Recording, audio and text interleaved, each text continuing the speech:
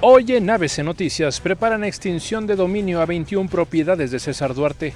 Suman 56.956 homicidios en lo que va del sexenio de Andrés Manuel López Obrador.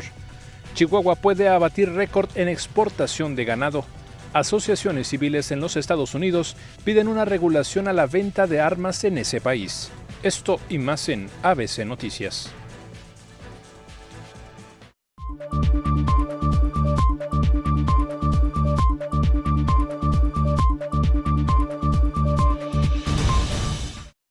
Amigos, muy buenas noches, bienvenidos a este espacio de noticias que llega a ustedes a través de la señal del canal 28. Estamos transmitiendo desde la ciudad de Chihuahua en este martes ya 28 de julio y qué bueno que nos acompañan. Nelson, buenas noches. Así es, buenas noches Juan Pablo, y a ustedes muchísimas gracias por nuevamente dejar entrar hasta sus hogares este espacio de ABC Noticias.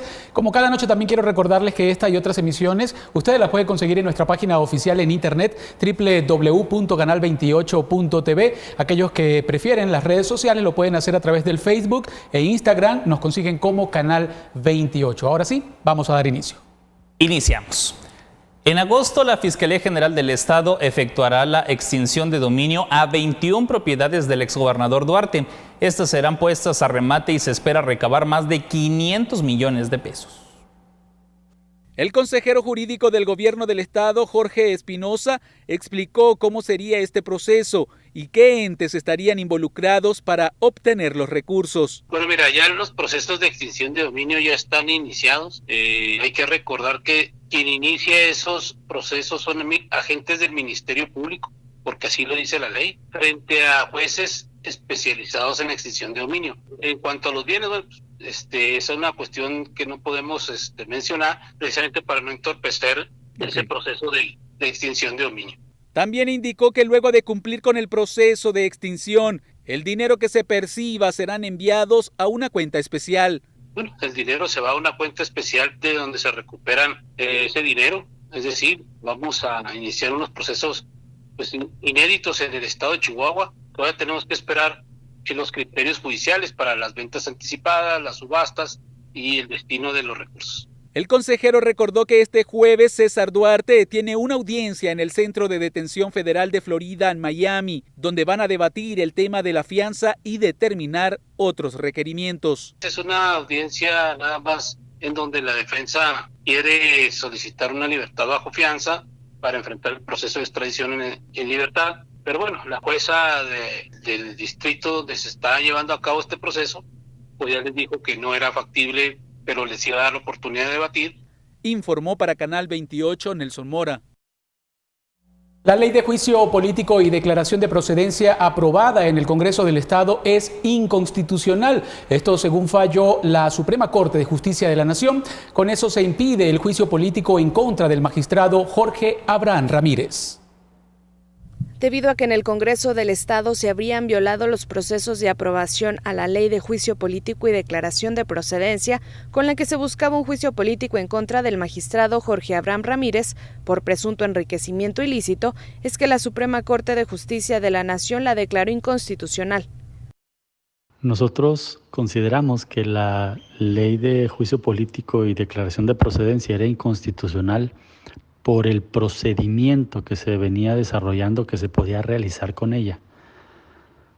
Los diputados de la anterior legislatura basaron su acción de inconstitucionalidad básicamente en la violación al debido proceso legislativo y en algunas cuestiones de votaciones directas y la conformación de la propia comisión jurisdiccional. Eso fue lo que hoy vio la Corte.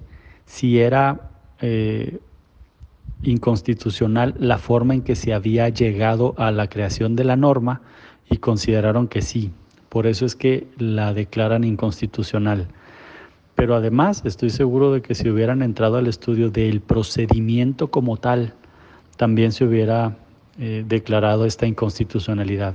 En los dos puntos que vieron los básicos, la creación de la comisión jurisdiccional y la votación que solamente requería mayoría simple de los diputados presentes, se declaraba inconstitucional y por lo tanto creo que echa abajo la norma. Ojalá que esto inaugure una nueva forma en Chihuahua de hacer política, una forma en la que se pueda construir y se pueda trabajar, en la que todos los que tenemos la responsabilidad del servicio público tengamos la tranquilidad de la protección de la ley. Entre lo que motivó esta decisión es que el dictamen para la aprobación de la ley se entregó media hora antes de votarlo. Esto es inconstitucional, pues no hubo tiempo para su revisión. El magistrado fue desaforado en febrero de 2020 y accedió a un recurso ante un juez federal para seguir en el cargo. Luego de varios meses, la Suprema Corte declara ya inconstitucional la totalidad de la ley. Para Canal 28 informó Catherine Gallegos. Solo para complementar, le platico que con la resolución, esta que hablamos de la Suprema Corte de Justicia de la Nación en relación a la inconstitucionalidad del juicio político en Chihuahua, se restituye además a Omar Holguín como funcionario del Congreso del Estado en el cargo de titular de la Secretaría de Asuntos Interinstitucionales del Poder Legislativo. En estos momentos, Omar Holguín es el encargado de la Oficina de Gobernación Federal en el Estado de Chihuahua, este hombre que estamos observando. Uno de los temas que se deberán tratar ahora en la torre legislativa, luego de esta determinación, será el destino de la comisión jurisdiccional, que fue creada justamente para dar seguimiento a juicios políticos y de procedimiento en el Congreso local. Cambiamos rápidamente de tema. Esto con respecto a las organizaciones civiles se unieron para exigir al presidente de los Estados Unidos, Donald Trump, y al Senado de ese país una reforma ante la necesidad del control de armas en Estados Unidos. En una semana ya se cumple un año de los ataques en un Walmart en El Paso y un bar en Ohio.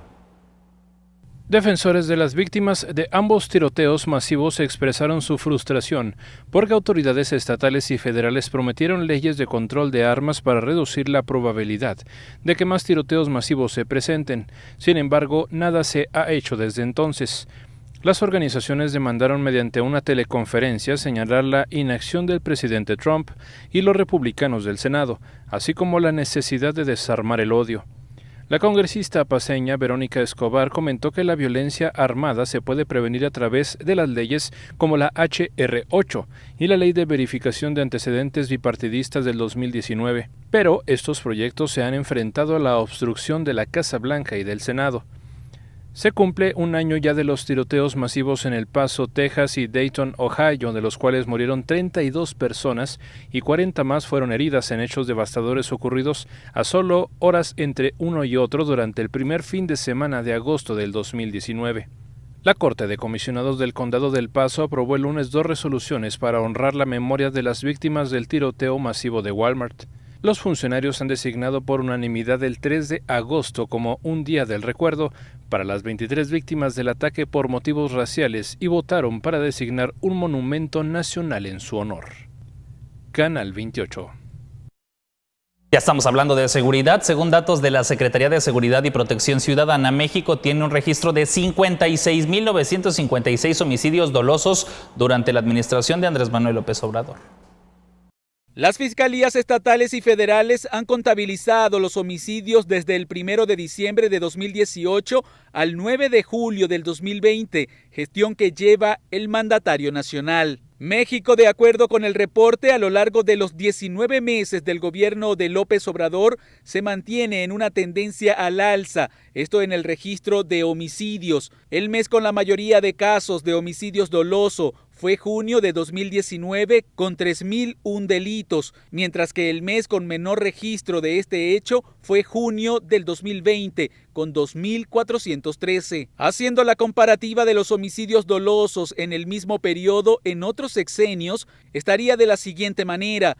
El actual gobierno, encabezado por Andrés Manuel López Obrador, contabiliza 56.956 delitos. Con Enrique Peña Nieto se registró 52.947. El expresidente Felipe Calderón, 36.699. Y con Vicente Fox se registraron 19.201 homicidios dolosos.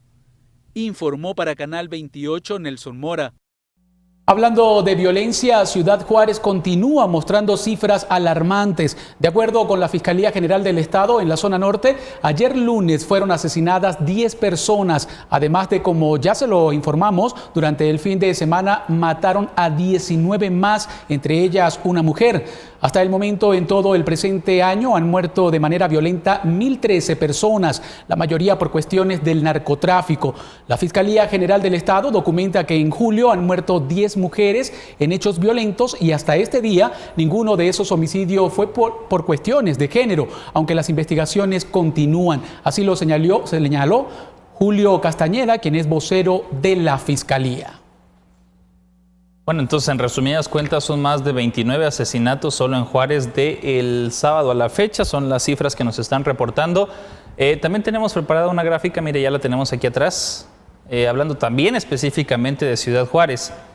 Vayamos al recuento por mes, pues ya estamos prácticamente en el segundo semestre del año y los números la verdad que nos tienen que poner a pensar, sobre todo Nelson, cuando ya de alguna manera se ha normalizado la violencia, porque vemos de repente, al menos aquí en la ciudad de Chihuahua, hay los asesinatos, llega el CEMEFO, se van rápido y la gente sigue como si nada pasara, como si ya nos hubiéramos acostumbrado a que esto es normal. En enero, hablamos de Juárez, son 120, en febrero 115, en marzo son 158, en abril, que hasta hoy ha sido el mes más violento del año, son 174, mayo son 137, junio luego viene también con otro repunte hasta 169 y luego pues los recientes días, Nelson.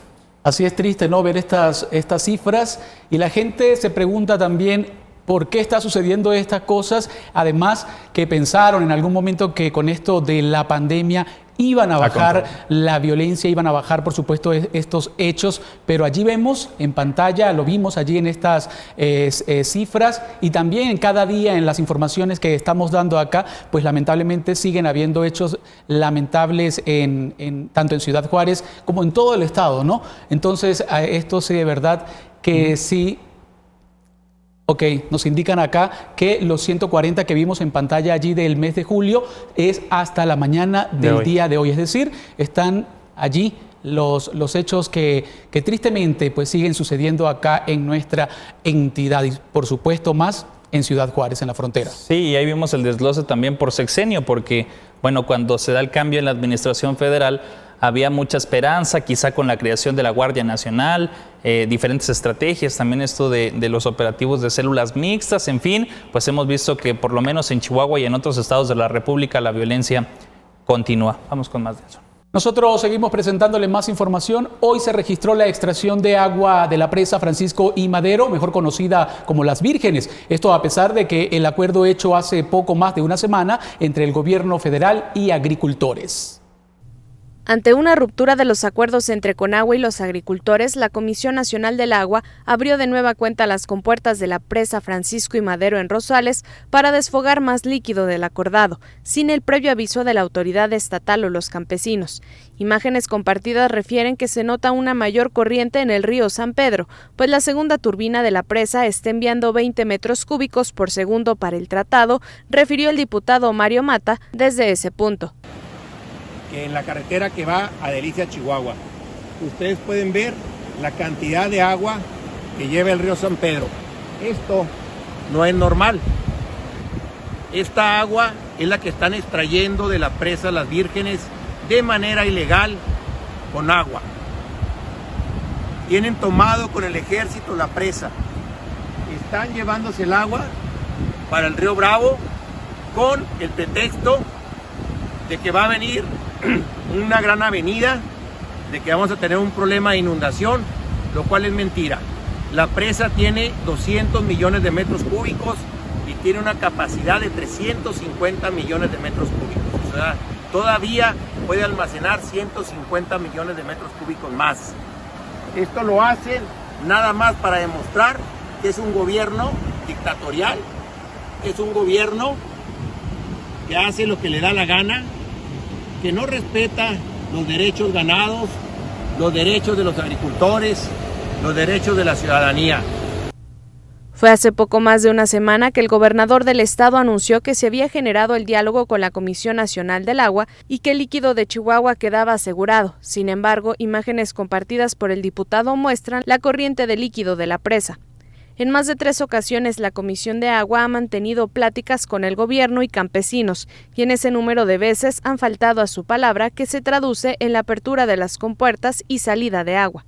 Cabe señalar que los campesinos sí están de acuerdo con el pago del tratado, pero no de que se extraiga más líquido de lo acordado, pues siguen temiendo por ecocidio en las presas, además de no tener la certeza de que el total del agua que salga de Chihuahua sea para pagar el tratado. Para Canal 28 informó Catherine Gallegos. ¿Qué le parece si entramos ya a los temas de la capital? La alcaldesa de Chihuahua, Maru Campos, encabezó la reunión virtual de alcaldes de México con la secretaria de Economía Federal, Graciela Márquez Colín, con el fin de dar a conocer propuestas para la reactivación económica en el país. En su calidad de presidente de la Conferencia Nacional de Municipios de México, o CONAM como se le conoce, externó que si bien como alcaldes creen que el TEMEC es un paso adelante en dirección a la reactivación económica, es importante mantener una estrategia de capacitación y comunicación permanente por parte de la dependencia federal con los municipios y los organismos empresariales, que son justamente también a nivel municipal. Esto tras haberse insertado 10 capítulos nuevos en este acuerdo económico trilateral y 24 capítulos modernizados del anterior acuerdo conocido como Telecán. La titular de la Secretaría de Economía dijo que se trabajará mucho en llevar la inversión a los municipios, además de que se esforzarán por tener una mayor coordinación para definir las prioridades de cada uno. Ahora les cuento que habitantes de varias colonias de la zona sur de la ciudad se manifestaron frente a la Comisión Estatal de Vivienda, Suelo e Infraestructura de Chihuahua para pedirles vendan unos terrenos que ya habían sido solicitados y sobre los cuales ahora quieren construir un fraccionamiento. En busca de una oportunidad de vivienda, 120 familias de la ciudad de Chihuahua solicitan a las autoridades estatales les vendan un predio para habitarlo, debido a que no cuentan con un crédito para adquirir una casa o un terreno. Esos terrenos tienen toda la vida solos, son 3 hectáreas más o menos. Entonces ahí es estado de infección, tiran perros, basura, todo. O sea, es un basurero clandestino ahí. Entonces los mismos vecinos que no tienen la oportunidad de una vivienda Infonavit o un crédito hipotecario, porque son muchas personas son amas de casa o son personas madres solteras que no tienen la oportunidad de un apoyo Infonavit. Entonces se nos acercaron y dijeron, ¿cómo ven? Vamos a pedir el apoyo para que nos vendan, el gobierno del estado, los terrenos. En lo que estábamos en el proyecto, llegó COESBI a la colonia y nos prometieron la vida y las estrellas. En atención a las familias, el titular de COESBI, Carlos Borrell, indicó que se van a revisar todas las solicitudes, ya que existen otros interesados en los terrenos, por lo que se buscará la mejor solución para los interesados. Nosotros metimos el documento petitorio con las 120 firmas de puño y letra de cada persona, con las 120 cartas de no propiedad de cada persona, porque como él nos dio esperanza y todo, yo le dije a la gente, hay que sacar su carta, inviértanle 90 pesos, inviértanle, vamos a, primeramente Dios, si todo sale bien. Después nos mandan una carta donde nos dicen que no, que porque los predios están no sé dónde, y le digo, no, ¿por qué? Si nosotros tenemos más derecho. ¿Qué van a construir ahí? Van a construir un fraccionamiento. Entonces yo le dije al licenciado, le digo, bueno, va a construir un fraccionamiento, denos a nosotros una oportunidad.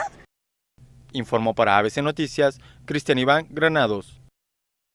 Y es que suena paradójico que por una parte vemos tantos terrenos baldíos o que se convierten en basureros clandestinos, inclusive tantas casas abandonadas, y por otra parte, no solamente estas 120, sino muchísimas familias que también necesitan de un hogar.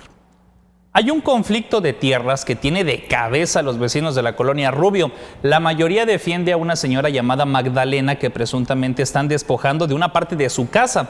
Solicitan a la Fiscalía resuelva a través del Registro Público de la Propiedad. Los conflictos cada vez son más grandes y temen porque esto puede ser pues una bomba de tiempo.